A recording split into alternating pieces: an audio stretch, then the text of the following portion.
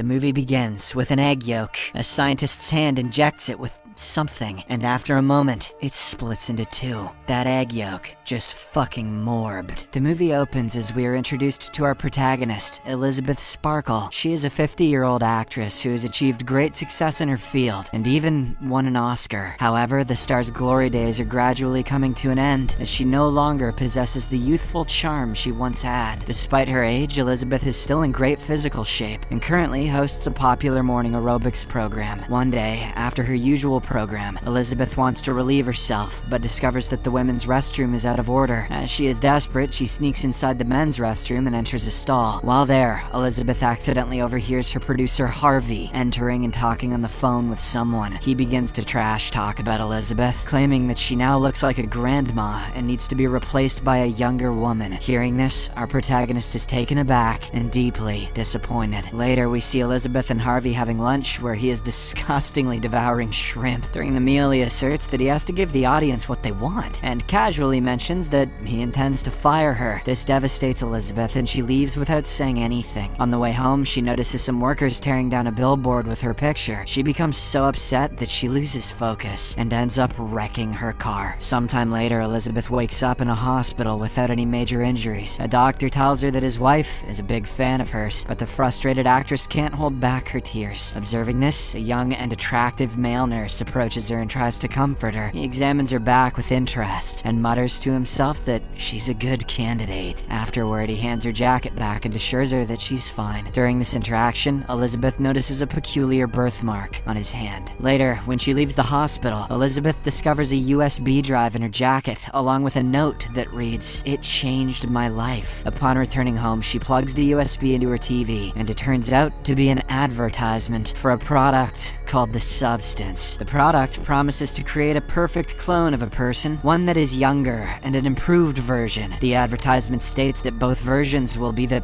same person, and they must switch between their younger and older selves every 7 days. At first, Elizabeth finds the idea absurd and tosses the USB drive into the trash can. However, after giving it some thought, she retrieves it and calls the number written on its back. An operator greets her, and Elizabeth states that she wants to order The Substance. The man then asks for her address, which she nervously provides. After that, he gives her the address of a location and abruptly hangs up without saying any more, leaving the woman confused. The next morning, Elizabeth receives a keycard with the number 503 in her mail. She immediately heads to the address provided by the operator and arrives at a dark alley in a shady location. Using the keycard, she unlocks the gate and enters an immaculate room filled with several lockers. She then opens the locker labeled 503 and grabs a package from inside. Upon returning home, Elizabeth grows impatient and quickly opens the package. Inside, she finds several ingredients neatly packed, including an activator, stabilizer, a switch kit, and food for both versions. There are also instructions stating that the stabilizer must be administered daily and taken from the primary person. Most importantly, the two must switch places every 7 days without exception, and they must always remember that they are one person. It's a little bit like Gremlins, but so much more fucked up. Next, Elizabeth heads to the bathroom and injects herself with a green liquid, which is an activator. This causes her pupils to split, and she groans in agony as her back begins to rip apart. Elizabeth soon loses consciousness, and we see a whole person emerging from her back. It turns out to be a young and attractive version of Elizabeth. She seems to understand what is happening, so she quickly sews up the back of the older Elizabeth. Shortly after, as the young woman is taking a shower, she feels dizzy and also has a nosebleed. This makes her realize that she has to follow the instructions or else she'll die. Hence, she quickly extracts stabilizer fluid from Elizabeth's spine and administers it into her, making her feel rejuvenated. The next day, the young woman notices an ad in the newspaper placed by Harvey looking for young and attractive women. She decides to give it a shot and soon arrives at the audition wearing a swimsuit. There, she delivers a stunning performance and introduces herself as Sue, which impresses the horny judges. The young woman immediately captures Harvey's attention as well. He seems enchanted by her beauty and hires her for the aerobics show. Sue then informs him that she won't be available every other week because she has to take care of her sick mother. However, the perverted producer is unwilling to lose her, so he agrees to adjust to her schedule. The next day, Sue has a photo shoot, after which billboards featuring her image adorn the streets. She then spends the rest of the week rehearsing and updating her wardrobe. However, the week soon comes to an end, and according to the rules, the two must switch bodies. Therefore, she heads to the bathroom and exchanges consciousness with Elizabeth using a switching kit. Moments later, she passes out while Elizabeth finally awakens. The older woman is initially confused to see the strange girl, but she soon realizes that it is her own younger version. The next day, Elizabeth goes to work, but Harvey casually informs her that she has been replaced. The woman is upset at first, but feels a bit of relief when she learns that her replacement is none other than Sue. Following this, her days become dull, and she spends her time scheduling the transition, watching TV, and getting the refill kit of substance for the next week. It almost seems like Elizabeth has lost the will to live, and all she cares about is her fame. After the designated week passes, Sue wakes up with excitement. She spends her days doing photo shoots and appearing in high-profile commercials. One day, Sue brings a young man home and the two begin making out in the living room. However, during this time, she suddenly experiences a nosebleed and remembers that it's time to switch their bodies. Unwilling to interrupt the lust and debauchery, she heads to the bathroom and approaches the unconscious Elizabeth. She then takes the stabilizing tube and extracts more fluid from her body without thinking about the consequences. This finally makes her feel better, and she returns to continue her fun with the young douchebag. The next morning when Elizabeth wakes up, she is horrified to find one of her fingers decaying. Panicked, she immediately calls the operator and informs him that Sue abused her time and now her finger has decayed. She then asks how to undo this, but the man responds that both must strictly follow the rules and respect the switch of bodies. He tells her that there is no way to fix her finger, but urges them to be more careful from now on. In the afternoon, Elizabeth heads to a coffee shop where an old man keeps staring at her. She soon notices that the man has the same birthmark on his hand as the young nurse who treated her at the hospital. Moments later, some items fall out of his pocket, and Elizabeth spots a key card labeled 203, which looks just like her own. This makes her realize that the nurse from the hospital is, in fact, this old man. He then casually asks how she's doing, and Elizabeth replies that she's fine. The man reveals that soon their alternate versions will start consuming them, and it will become harder to remember who has the right to exist. He then asks Elizabeth if her younger self has started consuming her yet. However, Elizabeth becomes too scared to answer and hastily leaves the cafe. In the following weeks, Sue skyrockets to fame, quickly becoming the nation's #1 star. One day, Harvey informs her that ever since she joined the show, their ratings have been rapidly increasing. Therefore, the TV channel now wants her to host the New Year's program in a few months. Sue is thrilled by the opportunity and is willing to do whatever it takes to secure it, except for following the rules, probably. As a result, she begins taking extra time and the spinal fluid from Elizabeth. Yep, this causes Elizabeth to age dramatically, with most of her body parts beginning to decay. Her hair and teeth begin falling out, and she looks over a century old. She tries to complain to the operator, but he tells her it's their problem to solve on their own. The man states that she can end this at any time, but Elizabeth also doesn't want to give up such a beautiful second version of herself. In the following weeks, Elizabeth spirals into heavy drinking and binge eating during her conscious days. A frustrated Sue complains to the operator about the old woman's habits, while she has to work hard all week. She claims that she needs more time for herself, but the man again reminds her that they must respect balance, and that despite the two bodies, they are still one person. One day, Sue crosses all limits and extracts a large amount of fluid from Elizabeth. She then carefully stores it in several tubes and decides to delay the body swap for as long as possible. In the next scene, 3 months have passed, and we see Sue and her boyfriend at the apartment. It turns out that her highly anticipated New Year's program is finally happening tomorrow. At this critical moment, Sue gets a nosebleed and feels extremely ill. She goes to inject some fluid, but unfortunately discovers that she's already used all of it. In a panic, Sue calls the operator and begs for more fluid. However, he responds that Elizabeth is the only source, and they need to switch bodies to replenish the supply. Sue explains that she has an important event tomorrow, but the operator refuses to listen to her rambling and hangs up. Using the last of her strength, Sue then crawls to the bathroom to begin the body switching process. Meanwhile, her boyfriend hears noises coming from outside, and with terrible acting chops, asks if she's okay. By this time, Elizabeth has woken up, now a grotesque figure with a misshapen hump. She yells at him to leave her her apartment, and hearing such a terrifying voice, the man just runs his big old ass out of there in fear. Afterward, Elizabeth looks at herself in the mirror and is horrified by her grotesque appearance. She immediately calls the operator and says she wants to stop the experience. The man responds that they will deliver the termination kit to her locker. Then,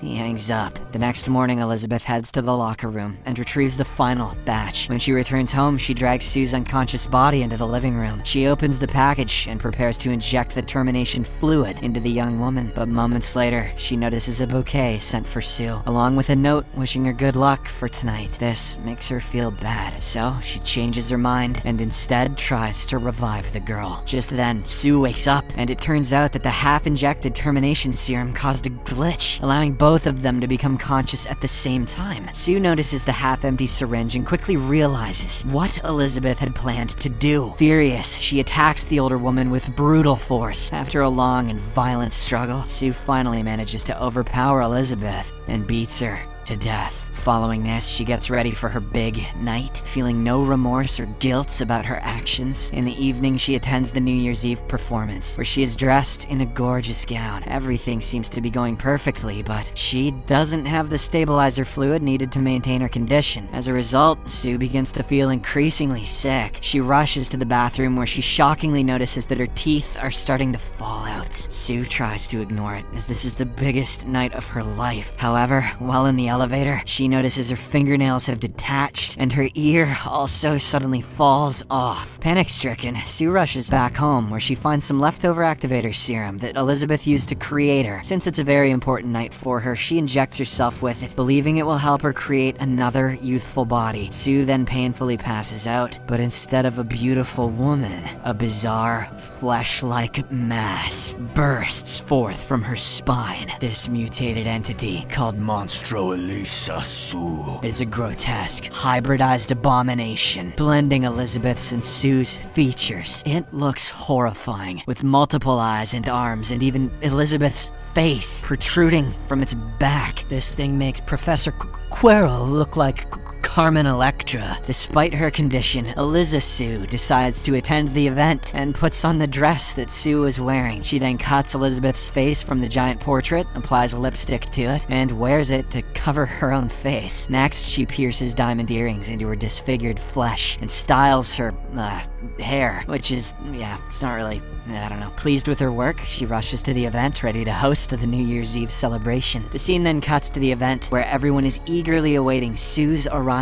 However, instead of her, the horrifying creature appears wearing Elizabeth's face as a mask, which leaves everyone flabbergasted. Regardless, she begins to address the audience. But soon, her mask falls off, as the crowd sees her grotesque face. All hell breaks loose, and they start calling her a monster. Most of them flee in terror, but one gentleman wields a baseball bat and hits Eliza Sue's head, causing it to, explode. A fountain of blood then bursts out of it, drenching most of the audience present. But even after being decapitated, she regenerates and transforms into a more distorted form. In the final scene, the mutilated remnants of Eliza Sue finally manage to escape from the theater. She soon stumbles into the street, causing her entire body to explode. Elizabeth's face then separates from the wreckage, but she continues to crawl along. Eventually, it finds a resting place, which is Elizabeth Sparkle's star on the Hollywood Walk of Fame. As she gazes up at the night sky, she recalls her days of fame before she completely melts away. The next morning, after a street sweeper cleans up the mess, only a cracked and faded star is what is left of Elizabeth Sparkles.